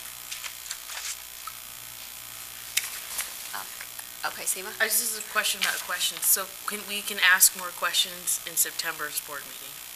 Right? August, sorry. August. Okay. Yeah, okay. I forgot we meet in August too. Okay. I just have one question about the locker rooms at the high school. Cliff, I know you said changes that would leave room for a weight room. Is the new weight room not included in this project? It is not. Same thing. We did look at that, and we did put a cost to it, and saying that came in at just shy of $1.3 million to add an addition onto our current weight room space. And then based on, we've exceeded our square footage in this building for our acreage, so we'd have to actually put a fire separation. So basically we'd be building a room. You'd have our current room, windows, and then the room on the other side of it. And you would actually have to come outside into a vestibule to come back into the weight room. So what we tried to do, instead of spending that money on putting an addition on the building, was look at our current space on the east side. We were reconfiguring that with one of the team rooms that we could make more adaptive for weight, to buy space in the current fitness center to make it more like a mixed use. So like almost like you see if you went to Venn or something, so you have cardio, some weight, some in that space that would tie into PE. Okay. Thank you for that. Oh. Are there any other questions? Okay. I'm sure there will be between now and the August meeting, or at the August meeting. Thank you very much, Neil. I'd just like to make one further point about the schedule. We also have a general election coming up this fall, which limits our ability to get access to voting machines, and they need time after the vote with those machines, so we're trying to get ahead of that. So really our timeline about August and having the board vote on this in August is absolute, because we also have legal notice requirements that take place going forward. So we have to have enough time between August and when we hold the vote to have those legal notices published and get the approvals that we need. So I didn't want you to think this is your best opportunity to ask questions and get answers tonight. We'll do the same thing in August, but we really can't delay beyond August and still meet our timeline of trying to get this project voted on October 16th. Okay. Thank you, Neil. Thank you, everybody. Thank you. Oh, first class. Presentation. Hard work. Okay. The next item on our agenda is approval of the consent items, which consist of the meeting minutes from the June 12th, 2018 meeting, the CPSE and CSE recommendations, personnel action items, curriculum and instruction, I believe there's 2 textbooks on there, and financials. May I have a motion to approve the consent agenda? Barbara, second Seema. Are there any questions, comments? Yes, Ben? We separate out item D. Item D, yep, The there's 2 textbooks on here. I'm only History concerned of Europe, and then the memory of things used for grade 9 English. You want to take off the A History of Europe in the modern Yes. world? Okay, so we will remove that one textbook and vote on that separately. Okay, all those in favor? Aye. Opposed? Any abstentions? Okay. And now may I have a motion to approve the textbook entitled A History of Europe in the Modern World? This would be for use in grade 10 for AP European History. May I have a motion to approve this textbook? Gloria. Second, Seema. Any questions or comments? Ben? So I didn't want to provoke any spontaneous discussion on the issue of AP, and I didn't want to suggest that the reviewers hadn't picked the best textbook to prepare students for the AP exam, but I think that there must be a reason why these books go through the board, and I cannot in good conscience support this book at the high school. There are some features which I like about this book, but I think that the overwhelming message that it conveys is about content memorization, content which is wide-ranging but kind of shallow, and because I don't think it's conducive to authentic learning, I'm going to vote no on this item. Thank you, Ben. Are there any other questions or comments on this one? Okay. Can I ask Ben to explain what you mean by, I forget the phrase that you used, but Shallow? learning. Like, what do you refer, what do you, I'm being ignorant because I did not read I didn't go through the textbook, so I don't know what you're referring to. So it covers the history of Europe from Charlemagne to modern times, and that's a lot of history to cover. And if you go through it, it's really, the chapter I spent the most time was the Enlightenment and the Scientific Revolution, because those are the areas I know the most about. And it gives you names quickly, and then it tells you the essentials of what they did, but there's no in-depth discussion. It tells you that there is a debate between, say, Bacon and Descartes, but it doesn't really go into that debate all that much. Of course, in a class like this, you don't have time to go very in-depth, and that's why I said that I don't think that the textbook is bad for the class. I just think that in terms of what we're trying to teach students, it teaches them that I feel like it gives the impression that history looks like this, when of course history doesn't look like that. So I just think that it's designed to let people memorize quick names and dates and facts that might show up on a test, and not so much engage their understanding of the actual issues that they're reading about. And at an AP level, it really should, because it's really supposed to be a college level, more discussion regarding these kinds of topics. I feel that our highest level classes, which AP are, should have more of that discussion, critical thinking, questioning aspects, yes. Although I think that the AP program itself is more designed for that test at the end of the year, which gets kids college credit, which is why this textbook lends itself so much to just quick facts that might be tested. To the test. Right. Yes, Sean. Gloria. I guess my question is that the book, I really see the teacher as being the one that adds value to the course and the content and take the discussion further. And a lot of times, books are a good start, but not the be-all and end-all. Otherwise, why would we have a teacher lead the students through the instruction? And so I guess I'm not quite making the connection as to why the concern about the book stopping short, when that's not really the goal of the book, is not to teach inclusively the entire course, right? Ben, do you want to, or Gloria, do you want to? Well, Go I ahead. guess I could piggyback on what John said.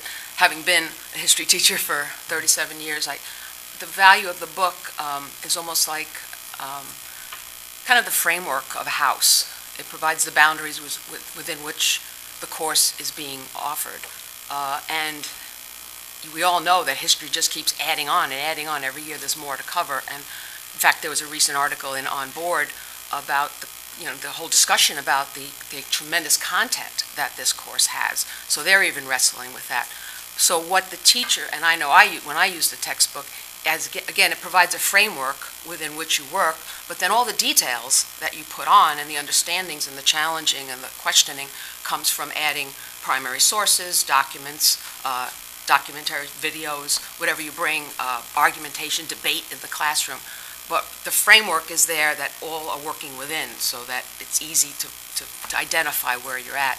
And it is a tremendous amount of information, but it's also a great resource for kids quickly to find what they need to help them stay within that framework. But I would agree totally with what John said. It's not the teacher. The book is not the teacher. It's a tool. It's one of many tools that teachers use, and it has a value. It's a limited value, but it is a value. Any more discussion on this? Yeah, Barb? Sort of repeating the same thing, but I saw it more as an outline for the teacher. And then individual students, may do projects on certain areas or certain things, and not the be-all and end-all of the entire course. At least I would hope not. Yep. Thank you for that. Okay. Yep, Ben.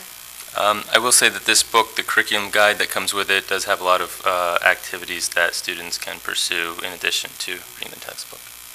So, for your information. So, all those in favor of the textbook? Aye. Opposed? Passes 7-1. Thank you. And now we move down to information items, curriculum and instruction. Damien? So not to beat a dead horse, but I have another book for your review here. The title of the book is Once We Were Brothers. And just get the screen put up here. So it is submitted for your information this time. Once We Were Brothers by Ronald H. Balsam for use in 12th grade Holocaust and literature. It's recommended again for you and your approval at the next meeting. And I've shared with you the Farnsworth Middle School Learning Center annual report that was presented and pulled together by our library media specialists. They are Maura Nichols and Lisa Lehman. So it highlights for you some critical data around the usage of our library space at Farnsworth Middle School and some of the great activities that they are facilitating there with students as well. So it's there for your reading pleasure. And again, I thank Maura and Lisa for their great work. Damien, that was really well done. Yeah, they do a great job. Yeah, and reading about how the students have formed that help desk and all the work that they're doing. Yes. It was Yeah, kudos they do a great job. They do a really nice job. And then my final item is just a little bit of good news. We had a student winner.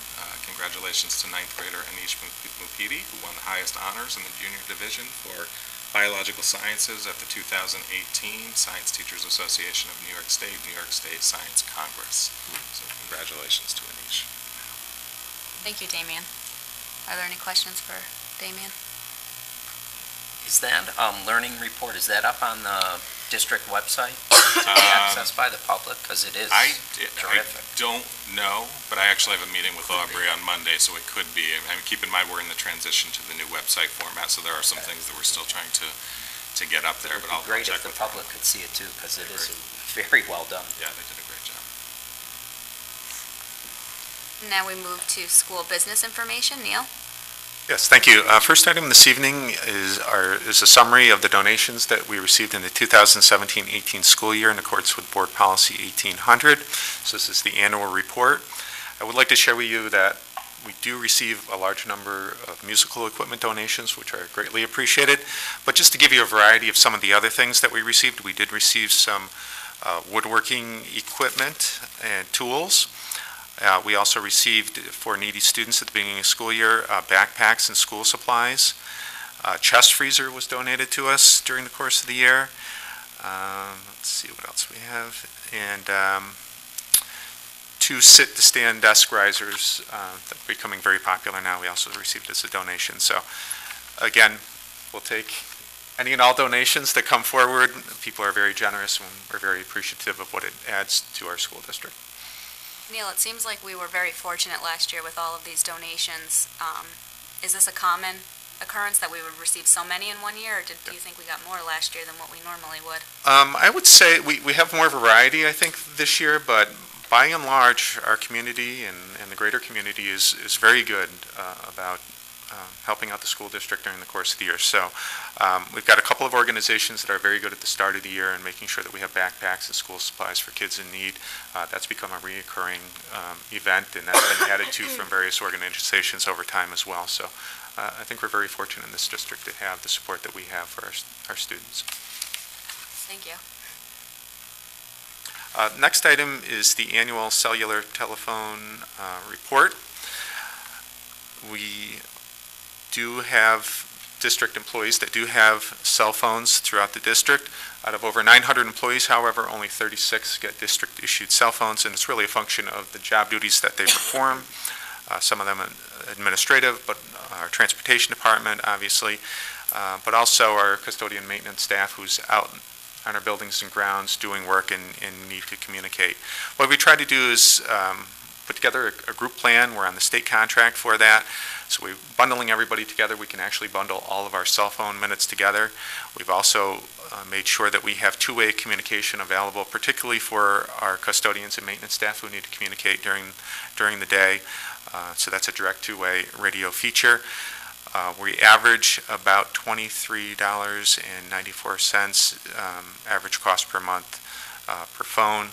So again, we don't widely distribute the cell phones, but they are needed for emergency communications and for day-to-day operations. And we do have users that are eligible to have district-issued cell phones as a result. Thank you, Neil. Are there any questions or comments for Neil? Okay, now we move to superintendent information. Marie? Thanks, Christine. Next week, first and foremost, is the American Association of School Administrators Conference in Washington, D.C. This is the advocacy conference and governing board meeting. So this is my third year of my second term to this elected office. There are 6 superintendents who represent New York State and the governance body of AASA, so it's my last year. I can't serve any longer. So our contingency will be going down of 6 superintendents and joining with about 300 other superintendents from across the country to get a day-long briefing on some of the educational issues that are stirring at the federal level. And then on Wednesday, we go up the hill and we knock on doors and we talk with our elected officials. We have meetings with Chuck Schumer's office, Kirsten Gillibrand's office, Paul Tonko's office. Those are the ones I'm directly involved in. And then others I'll pop in with my colleagues who have congressmen from other regions of the state. So it is a very powerful and effective tool. For whatever reason, this week in July seems to be one when the elected officials are kind of tuned into educational issues. We've had great success in past years in helping shape federal policy. We don't get it perfect for sure, but we need to weigh in. It's very important to do that. So that will be next week. So I'll report back when I return. Next, I just have a brief update on our summer programs. I know everyone thinks it's summer vacation, but our buildings are amazingly busy. So once again, we are participating in the Capital Region BoE Summer School Program. This is held at Mahonison High School. And this serves students who need to either retake a course or prep for a retake of a Regents exam. Registration for that program took place on June 26th, and classes begin on July 9th, which is Monday, and end August 16th. So if there are folks out there who are more interested, the information is on our homepage. We also are hosting the entire BoE Summer School Program for students with disabilities at Westmere Elementary School. That has been our plan of late, to just give them over our building, and they're very appreciative of that. It's a great location for them to run their programs. And then Guilderland Elementary School is also quite full. We are running 2 programs. One is our own extended school year program for students with disabilities. We have both a half-day and a full-day program for students. And then Marcia Ranieri and her team run a 3-week summer school program for our ENL students. And we provide busing to all of those students. I want to say thanks to Cliff, who is already headed out for his Herculean efforts to help us make sure we have enough air conditioners in all of those buildings and classrooms, because the heat has been, as you know, oppressive. And it's more than just being uncomfortable. Many of our students have in their IEPs certain limitations of the temperature of the room. So we have been able to keep up with all of that, and that all goes to Cliff and his team. But busy times, and we're happy to have students around and about, and it's so far so good. And then last but not least, just want to recognize everyone who was connected with our graduation ceremony from June 23rd, 2018. I want to recognize Mr. Lutzik, who is now happily enjoying retirement, but also Mr. Piscatelli, who played a role, but in the entire leadership team, the class advisors, Mrs. Bedian, Mr. Corona, the technical crew at SEFCU, and Andy and his team, our orchestra, the speakers, and the graduates themselves. And the audience was phenomenal. I've heard very positive things from students, from parents, and from faculty and staff about it just being a very memorable and dignified event, which is exactly what it should be. So I'm really proud of everyone who played a part in it. I noticed in my in-basket today is the Enterprise Graduation Edition. It's well worth taking a look at. So thanks to everyone who had a part, and we'll look forward to next year. And that's all I have. Thank you. Are there any questions or comments for Marie? Now we move to Board President information items. There are 2 this evening. The first relates to a variety of policies that are presented for a first read. Barbara, would you like to elaborate on any of these policies here? I don't think so. They're, except for the use of the credit card, they're just sort of looking at them again, keeping them up to date. Okay. Okay, the next item relates to the New York State School Boards Association, a variety of dates, key dates that are coming up. Information was recently emailed by NYSBA to each board member regarding submitting resolutions and proposed bylaw amendments for consideration by the voting delegates at the annual business meeting in the fall. The annual process sets NYSBA's advocacy efforts through the proposal of new positions and the continuation or discontinuation of those set to expire. Only boards of education that are members of NYSBA or NYSBA's board of directors may submit resolutions for consideration.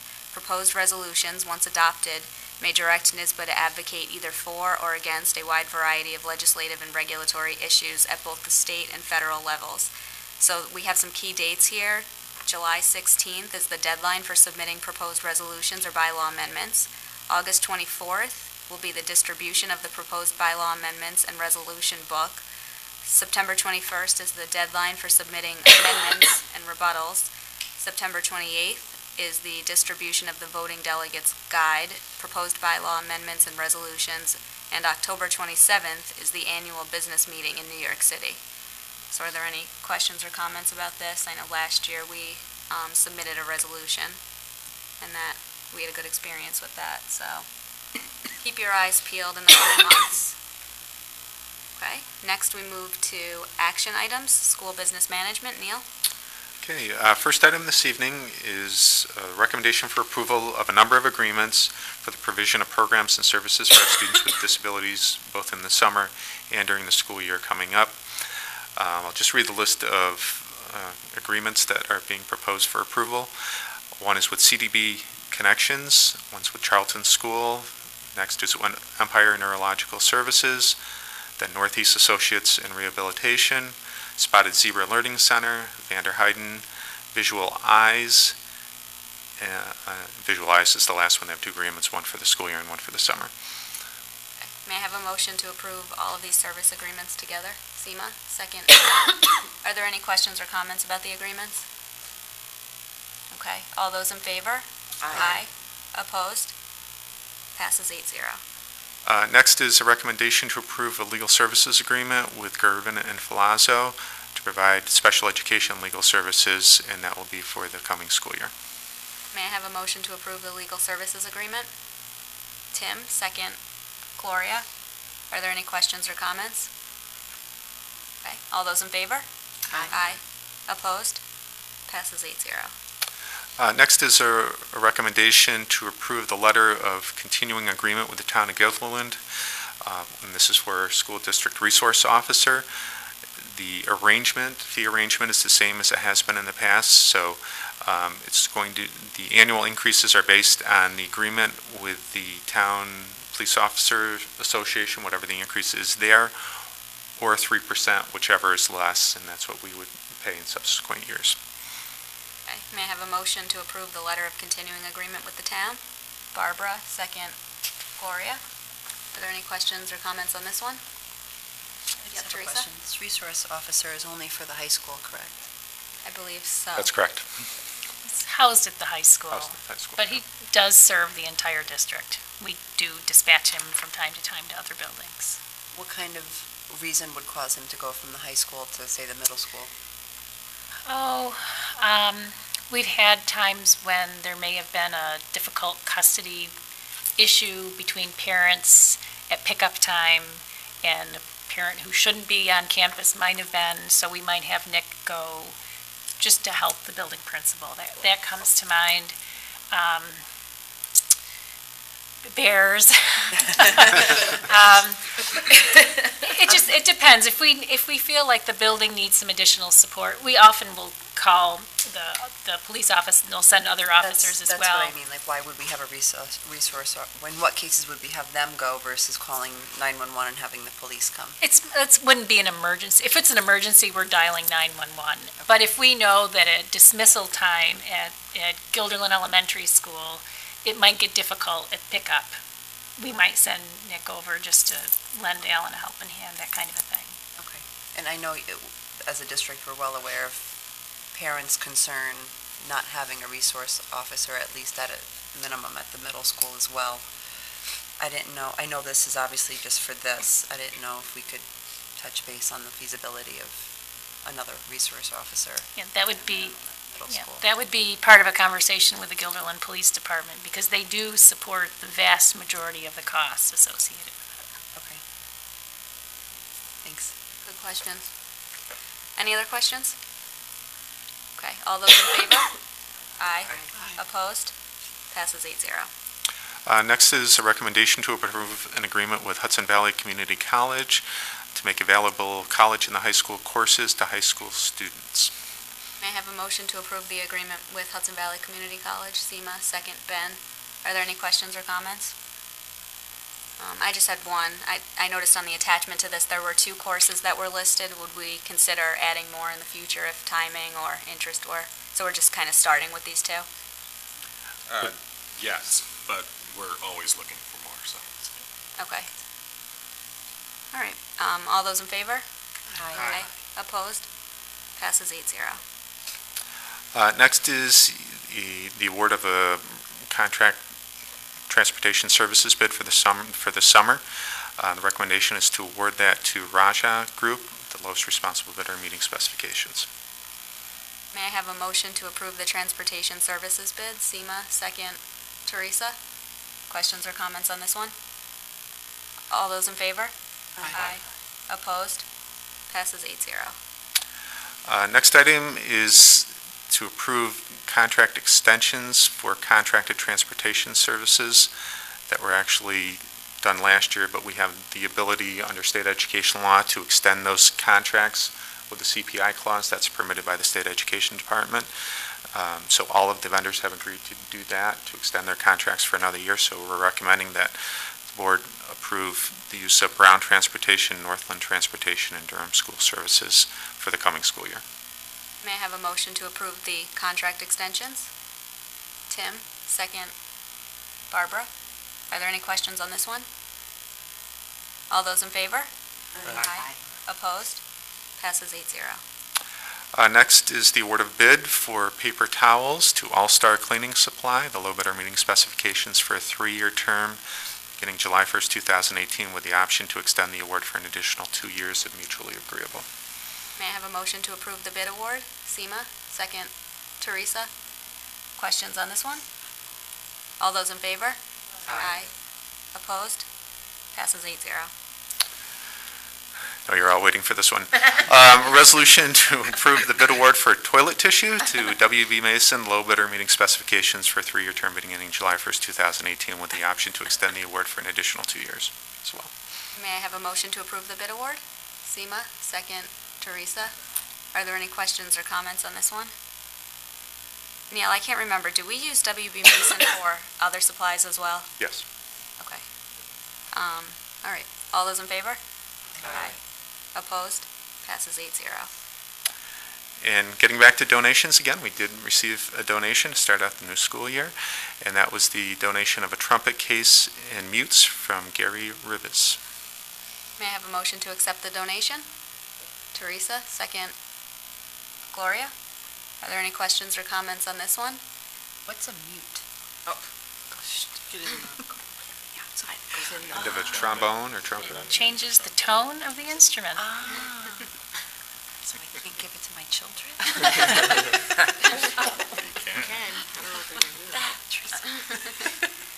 Okay. And of course, thank you for the generous donation. All those in favor? Aye. Opposed? Passes 8-0. Thank you, Neil. And now we move to superintendent action items. Marie? I have one item that has 3 parts. At the last Board of Education meeting, we presented 3 of our annual plans that the board must approve annually. They are our Project SAVE plan, which outlines our safety plans for across the district, our professional development plan, and our academic intervention services plan. Okay. May I have a motion to approve the annual plans? Ben? Second. Teresa? Are there questions or comments on this one? Or Sean? I just want to abstain. I tried to get through as much of this as I could, and this is one of those that I did not get to. So. Okay. It was a lot. Thank you. Anyone else? Okay. All those in favor? Aye. Opposed? Abstentions? Passes 7 with 1 abstention. Thank you, Murray. Sure thing. And now we move to board president action items. We have a variety of policies that are listed today, most of which were presented at the last meeting for a first read. However, this is going to be broken into 2 different approvals because the last policy on that list, charging school meals and prohibition against shaming, was not provided for a first read at the last meeting. However, the board was provided with this policy a couple weeks ago in a Friday update, so we all have had a chance to review it, but we will approve that one separately on its own. So may I have a motion to approve the first set of those policies? Seema, second. Barbara, are there any questions or comments on those? I just wanted to make a comment that in the agenda item part where they list there's a listing of the members of the policy review committee, and I just thought that Mr. Goes should be added to that because he was at the last 2 meetings and had some very good input on a couple items. So I think thought that would be a good thing to do. He was at those meetings, but I think we can only have 4 people on the committee, and if there's 5, then it's a quorum of the board, and it would be subject to open meeting. So even though he was there and did have comments, he technically was just an observer. Oh, okay. But that's a good point, and I know that he did have a lot of good feedback, so I think, Ben, you'll definitely be a good addition to that policy this year. But thank you for that. Are there any other questions or comments on that? Okay, all those in favor? Aye. Opposed? Passes 8-0. And now, may I have a motion to approve the policy 8505, charging school meals and prohibition against shaming? First, we'll make the motion to, We're not suspending the rules we're not suspending the because rules. this was listed as an action item on the agenda for tonight, but that's why I called it out to begin with, so that we didn't have to suspend the rules. If it was listed as an information item for tonight and then we moved it down and approved it, then we would suspend the rules. So even though we didn't have it on, Yep, because that's kind of just our internal process, but it's not legally required that we do a first read and then bring it. So it's a departure from what we normally do, but The only that's why I reason- broke it down the that way only at the reason we're beginning. doing this is because the state legislature said it has to be in effect as of July 1st, so just move it up. Okay. I'll make the motion. Barbara makes the motion, and the second by Gloria. Are there any other questions or comments related to this one? Okay, all those in favor? Aye. Opposed? Passes 8-0. And now we have one other item, the establishment of voter registration dates and locations for 2019.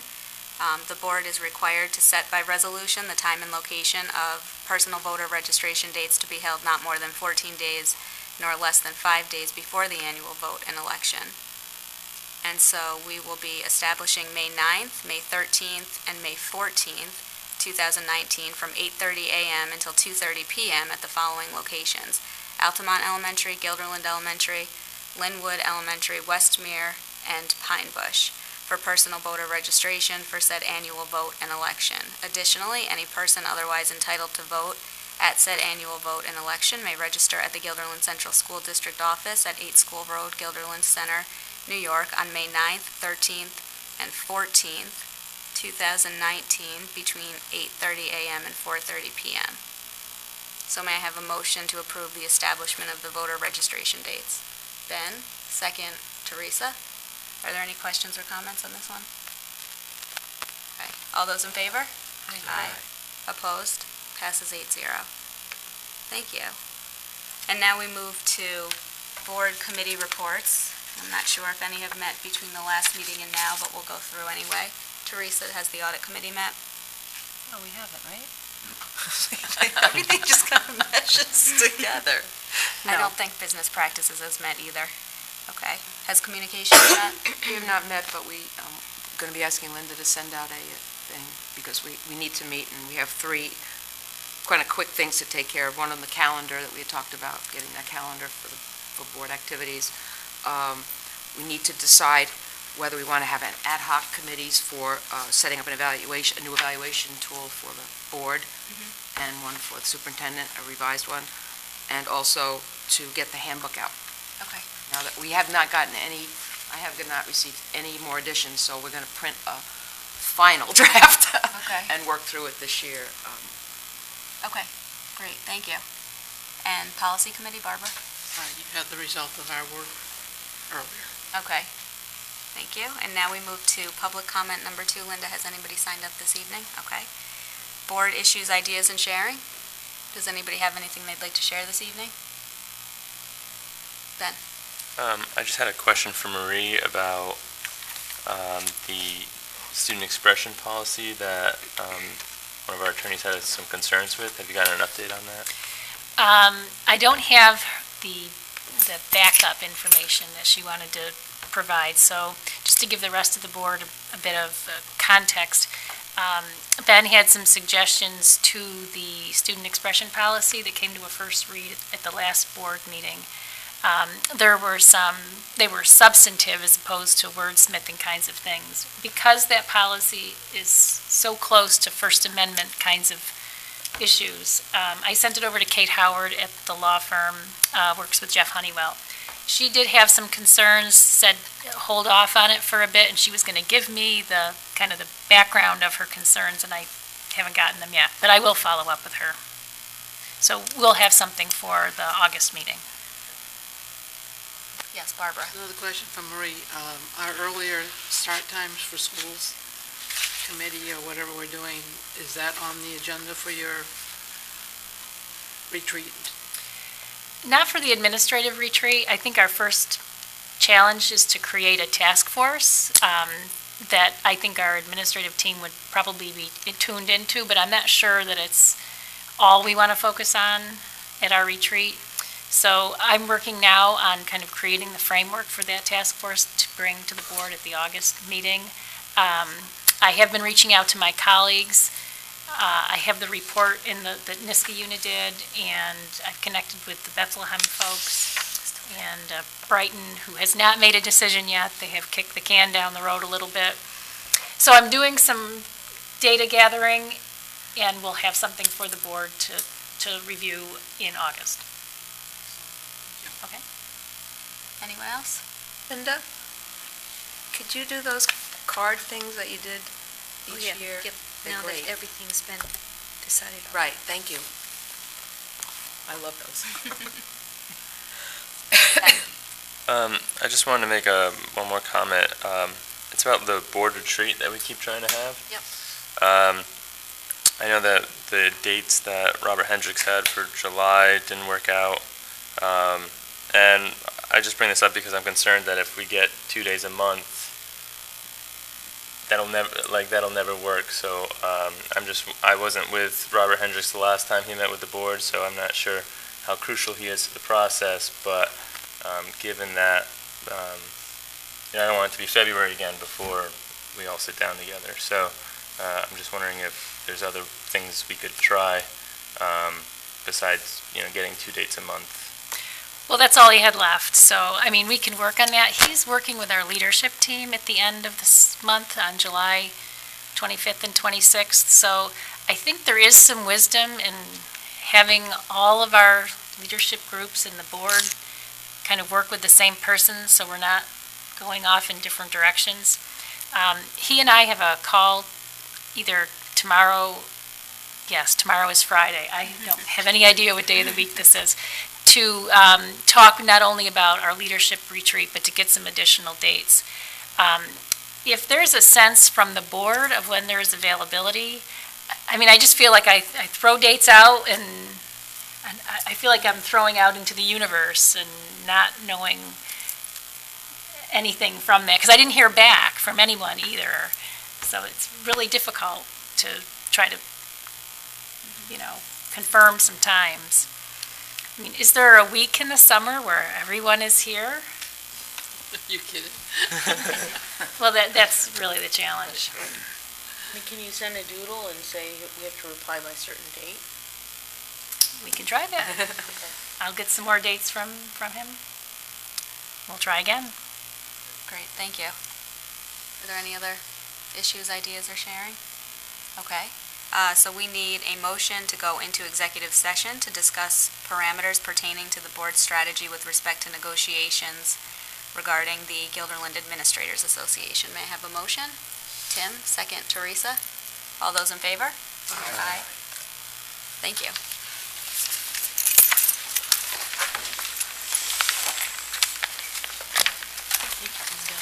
Sorry.